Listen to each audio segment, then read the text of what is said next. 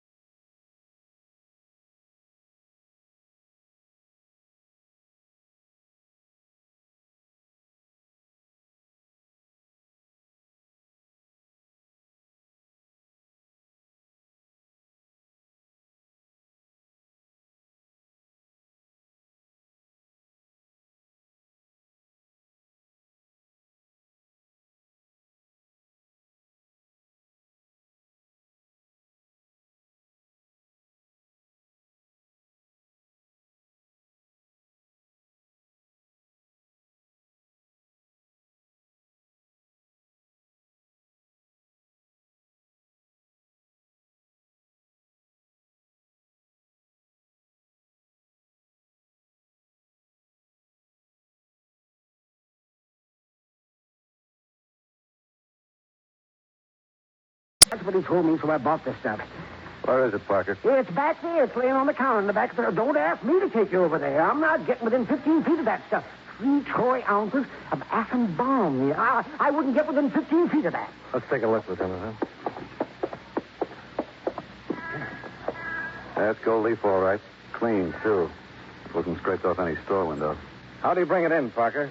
A glass jar? But he had the stuff in an envelope, a paper envelope. I've got the whole store full of that atom stuff. Now my counter, the scale. Get it out of here. Get it. I've got a lead box in the cards outlet. We'll put it in there and have a hospital check. Yeah, okay, Lieutenant.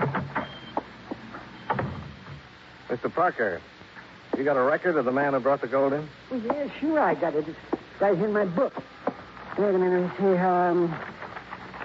Yes, here it is. John Jones, 625. Flournoy, Street.